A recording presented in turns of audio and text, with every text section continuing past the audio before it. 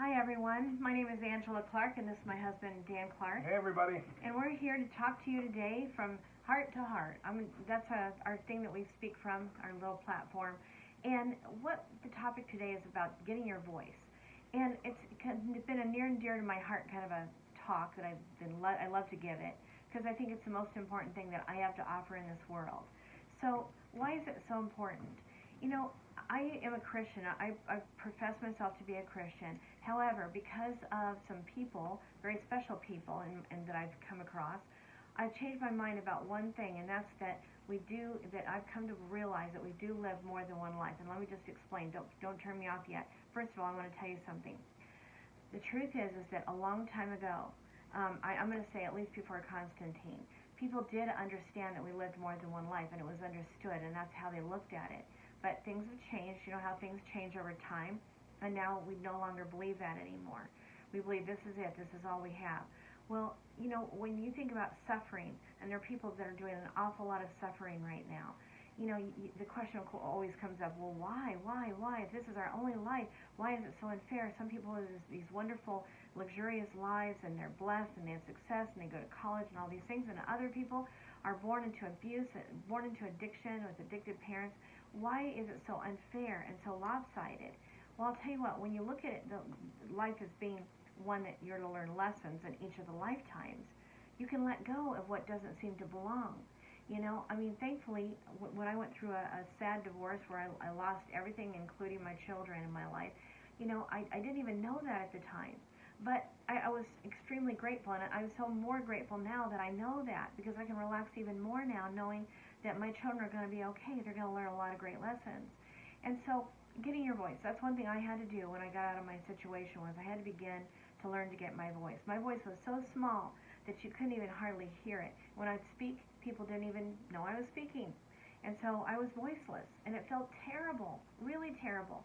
But even more important than that is that because of the situation that we're living in this world right now, there's a lot of need for getting our voices. And I feel like that God helped me to understand in my heart that we're living in the end of an age. So, you know, there's these different ages. They're big clumps of time. When you study and go along, you'll see what I'm talking about. But we're at the end of one of these clumps of time, one of these ages. And what I've come to realize is that what are we trying to learn in this one that we're ending right now? And it's that we're to get our voice. Now think about it just for a minute. If you've been abused, and who hasn't been abused anymore? I mean, look at, do we all have countless stories in our own families that we know about? Usually that's what we know about more than anything. Beyond that, maybe it's your religion you know a whole lot about, a lot of horrible, horrible abuse. In several religions that I have been involved in, I know countless stories, and they're hard to swallow. But what has been the common denominator that I realize is the most important thing about all of it? Why have we all had to go through this? Why has God allowed all of this to happen to all of us? And I see that the reason why is because the reason for this particular time that we're living in right now, that we're all going together as a whole universe, really, the whole world, not just the United States, the whole world, is that we're to get our voices. And it's kind of a courageous thing. It's something that we have to do with courage, right? Even in the story, if you've ever read it, the Bhagavad Gita, the story of Arjuna, and I'm going to call him the Lord because he even calls him the Lord. But anyway, he had to be told that, look, your job in this particular time frame that you're living in is to be the soldier, the person that goes and defends your people. And he was scared to do that because he didn't want to hurt his family who were going to be fighting against him because he might kill them. But he was told that don't worry about it so much because, look, this is what you are here to do. And basically, he's encouraged to get courage and do what it is you are here to do. So I want to talk about that. Like, for example, Dan and I have heard the other day, the nurse come on to, I guess it was Facebook, and she was telling this terrible, heartbreaking thing where she's being told that something's about to change and they're going to need her department. She's a nurse, okay? And so this is going to happen and that's going to happen, all these things. You know, of course, what we know what that's going to be, right? Bracing up for the next big event. Right, the big event. And so she's all upset. Well, how do you know this? She says to her manager woman, how do you know that this is all going to happen? What's going on? And she puts her glasses down off of her nose, and she says, you know what's going on. And basically, get in line, right? So the lady's like, oh my God, I'm not doing this again. So what do we sometimes do, guys? We compartmentalize when we don't want to face things. And we lose our voices because we're full of fear, unfortunately. That's the situation. So one way I've learned to overcome fear is that when you don't want to speak, you've got to just brace up, and you've got to get your courage, and you've got to speak anyway. You've got to do what you need to do anyway, even when you don't want to do it, because it's the right thing to do. And it says in the Bible that we are to take care of the orphans and the widows and those who are, helpless and can't help themselves. Of course, duh, we know that. And to love your neighbor as you love yourself. So if you're in a helpless situation or hopeless or whatever the situation, yes, you hope to God that someone's going to take care of you. Someone's going to step up to the plate and do the right thing and not just leave you dying there. Like Jesus had that story of the man lying dead on the side of nearly dead on the side of the road. And people just pass by. Oh, I can't take care of him because it's going to mess up this for me and that person. I can't do it because blah, blah, blah. They all have their excuses. And Jesus is like, I don't care who it is. The right thing to do is you help this man. And in the story, he used a Samaritan who's they call good for nothing, worthless Samaritan. He is the one who chose to help the man and took him to the hotel, took really good care of him, paid for all of his needs, and told the hotel keeper, when I come back, I'll pay the rest if there's anything more that's needed, but he's good enough, and I'm going to go on my way now. And he left the man. He did the right thing.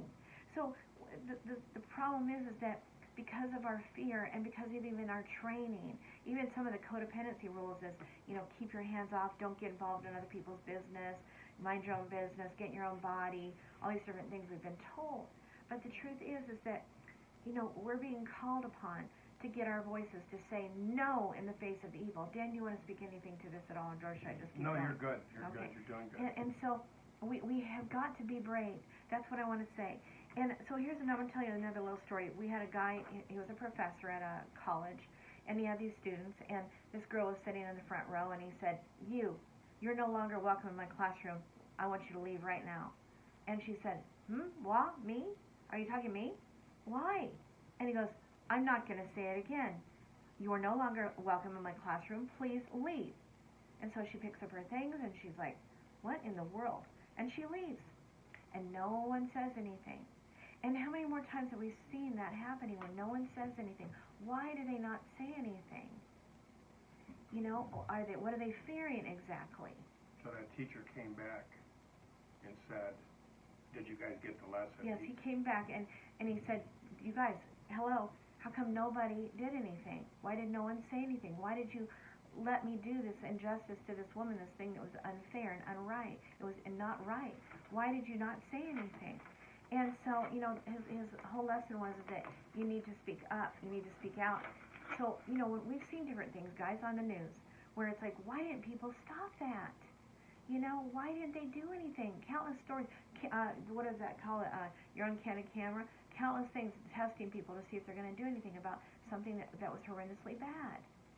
So we've just got to step up to the plate, because I'm telling you, think about it and think about it hard. If you wouldn't mind just thinking, I'm not trying to boss you around, I'm sorry, but if you wouldn't mind thinking about it, why do you think that, all these horrendous amounts of massive sexual abuse, for example, have been going on around the world, including in your own family, including to you personally? What do you suppose God or the universe is trying to get you to do?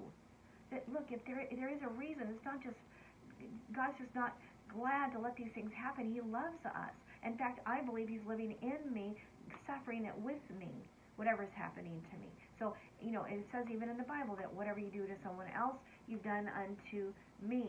Whatever we've done unto God, you've done unto Jesus, you've done unto God. Whatever you do to another man, you've done it unto God. And so, this is kind of a big deal.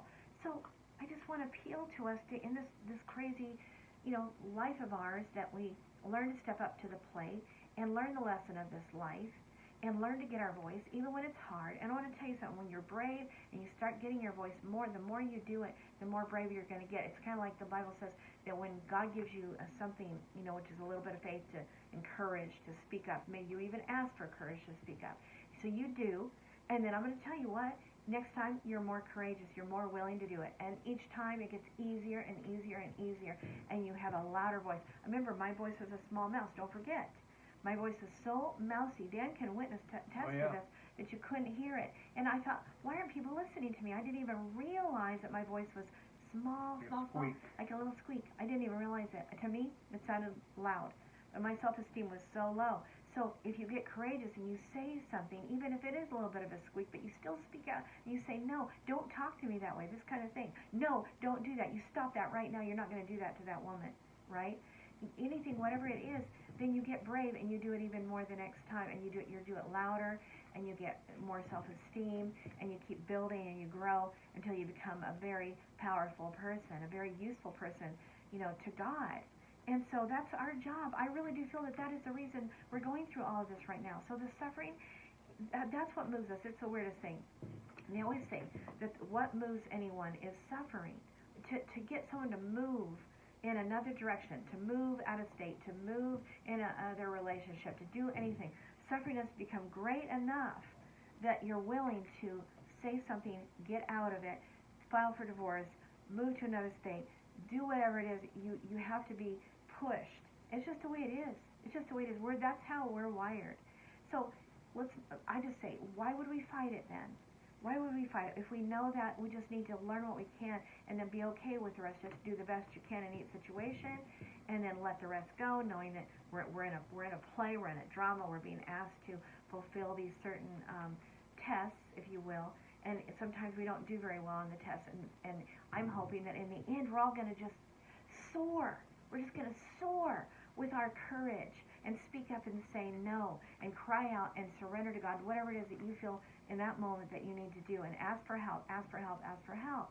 And I've asked for help. I've even said, Lord, in this scary situation I'm about ready to be in, I just ask you, please now, for your power, your authority to be upon me. And wow, did that ever work? I'm telling you what. So you could try that out too. That's another one. So I want to tell you why I became to believe that we live in more than one life. So this man came to this wonderful, very large church in Denver, Colorado, and he didn't belong there, but he just was visiting, and his name was Eben Alexander.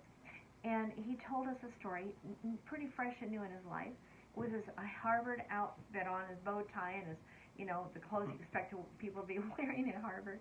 And he was a dork, really, seriously, sitting on that stage. But he was a Harvard graduate brain surgeon, and he'd had a near-death experience. And what he had the most incredible story. Then when you heard it, you knew absolutely that he couldn't possibly be lying. He really did have that experience because of what happened when he got back. So I'm not going to tell that story right now, right, Dan? Right. Probably not should do that. But check it out. And there's a movie coming out about him right now. I don't know if it's come out quite yet, right? No. I don't think it has. But there's a movie being done. You know how the movies never quite make it exactly accurate, but it was a precious story, and you just had no doubt. And he had been, basically, he says now, that he was nearly atheist. I'm going to say at the time, I believe that he said he was an atheist. But after that experience of his near death, and he saw God, and he heard all the sounds of heaven, and he learned so much. Now he no longer is an atheist at all, not even. And he goes around trying to recreate the sounds, the heartbeat of heaven, is how I put it. And now he's doing a movie. He's doing incredible things. But so that really got me, because that story was like, no, there's no way that could not have happened. It did. So that opened me up to then believing in Nita Morjani's story, a Hindu woman who had a near-death experience, saw the Lord, asked every kind of question she could ever want to ask, and then was told, if you want to go back, you can. So she chose to, and she was being encouraged to help all the rest of us with all the questions we had, which of course were the ones that she had. So she's been going all around the world telling about how God did this miraculous healing in her body that was so emaciated there was nothing left of her, and how he loved her. And as Christians we think, a Hindu woman? Jesus did that for a Hindu woman? Yep, a Hindu woman. And oh my gosh, is she ever precious woman. And she's going around the whole world, changing the whole world. So those started making me want to go in and listen to all kinds of other stories of people with personal one-on-one experiences with God. And oh yeah, the story of Anita Morjani, you couldn't question it either, because she was dead, and yet hearing discussions of everyone going on, and everything that she came back with. I mean, you just have no question that this happened to her, and that God loved on her. He doesn't only love Christians. He loves everyone. And Christians used to think Catholics were no good, and we used to despise them for different reasons, which y'all know if you're a Christian. And ends up that he's done the same for incredible, amazing Christian people. Like, for example, Ella Giza, that Wayne Dyer told us all about. Amazing woman, wrote an incredible book. And you have no doubt God was involved in her life, absolutely. And he used not just Hindu, but what was the other religion, Dan, that helped her in the very end? Muslim. He used a big Muslim to protect her that was asked to be her protector by a Christian, I think it was a Methodist. She didn't ask when she was being protected, when her life was threatened, what religion are you? No, She just not at all. accepted it. Yeah, when she was in danger, her father told her, run to the Methodist, house, and so she did, and the rest of her family, except for a very small exception, but later died, they all died. They were killed in the massacre of the Rwandan genocide that happened not that long ago, in 1980 something, Yeah, in 82. So she was helped by a Christian man who was then put her in charge by a Muslim man because he had to go to the States and couldn't stay there anymore. And he did a very good job. So, and he was used by God, and he saved her life, that man, and he lost his job to help her. So incredible things that God has done. So I just wanted to point that out. So I guess my point is that we've got to just choose to do the right thing in what goes on next in our lives. We've got to just be brave. Let me just see. I'm trying to read my notes so I can see if there's anything that I wanted to say so I won't kick myself later. Again, do unto others as you want them to do unto you. The nurse. I told about the nurse, didn't I? Yep. And I would say, why is that important to know that we live more than one life? Why would that be important today? Yeah, thank you, Dan. Well, I mean, I would think that would be self-explanatory, but when we think this is the only life that we have, we're frustrated and frightened because it's like, oh my gosh, what if I don't become successful? Now all these fears about what if I wasn't good enough? Don't become all that God wants me to be. What if I failed God? Right. What if I didn't my last chance and I didn't do it? Yeah, my one and only chance. And so then we become angry with God because, again, like I said earlier, it's like, why, Lord? Why would you let that child die? It never had a chance. It never had a chance to do anything. It just died and it had to suffer too. Why? Well, if you realize that child is going to live another life, it's just going to go be born again. And the parents learned what? Compassion, love. They even were willing to take on all kinds of orphan kids because they felt that they couldn't have any children. And then God all of a sudden opened up her womb, and then she had children. I mean, there's countless reasons that God has for allowing these sufferings in our life. They change us forever for the better. And so, if you have a child that died at birth or never even was born, don't worry. Everything's in order here. And I recommend the movie The Shack. And if you just keep in mind that there's a big, huge clump of that story. There's a movie that came out about it. In the book, though, it explains in the end what happened, and it is miraculous. Where the guy, finds out in the end that what he thought was so real with God, Jesus, and the Holy Spirit is what I'm going to call it. Those were the characters, and that's how I see those three characters. But it was very real to him. And then he finds out, no, you actually died before you ever got to this location. And in the end, what happened was it proved that something real happened because he was able to go back to the spot, go back to an area where no one could have ever, and found something extremely important. There was a reason why he was angry and bitter and depressed and dying, and why God intervened in his life, because he had been a pastor and he became very bitter because of a very bad event. And so in the end, though, in the book, you see where he was taken to the very place where something very important was discovered, and it proved that it was all real, and he was changed forever, and he's been at peace ever since. And so God is very much involved in our lives, very real, and I'm very convinced, very, very convinced that we live more than one life, and this one is just here for lessons. This is kind of like a training ground. It's kind of a drama. It's not, behind it all is the real life of ourselves, the real who we really are. This is kind of a simulator type situation, and God is in it with us. So anyway, I hope that helps. I don't like to go against the flow because I'm still a little bit codependent. I don't really like to do that, but at the same token, because people are suffering so much, and because I don't want them to be angry with God. I mean, if you knew that the child that you lost, or the reason why your children denied you and rejected you because of religion or something like that, you're like, you know what? Not to worry. I'm going to learn the lessons I'm here to learn. I'm going to learn to forgive. I'm going to learn to trust God. I'm going to learn to, surrender to God. I'm going to trust my children to God. I'm going to learn a lot by what I suffer. It says Jesus learned by what he suffered. And so if you understand, Jesus was also Melchizedek, and truth would be told, he was more than just Melchizedek. He lived many lives. That was one of his lives. Everyone agrees that was the king of Salem, the high priest with no lineage, on and on and on. Well, it's not the only time. He lived many lives to become the Christ that he became. And we're having to do the same. Jesus said, don't be marveling at what I'm doing here, guys, to his disciples. For these and greater you're going to do. And I don't believe he's just talking to the disciples. I believe he's talking to every single one of us. And so through the lifetimes, as we overcome, we're going to become powerful and amazing and become Christ-like. And we're trying to do that right now. So anyway, I hope this helps you. Take what you want and leave the rest. If you don't like it, that's fine. I get it. But that's where I have come to, and I have known my Bible more than most people in the whole world, really, and I've come to realize that there are many more important works and truth out there that makes it whole, I guess you would say, from my way of looking at it. So anyway, thank you so much for listening, and I guess we'll say over and out for now. All right, over and out. Have a great day. All right, thank you. Bye-bye. Bye-bye.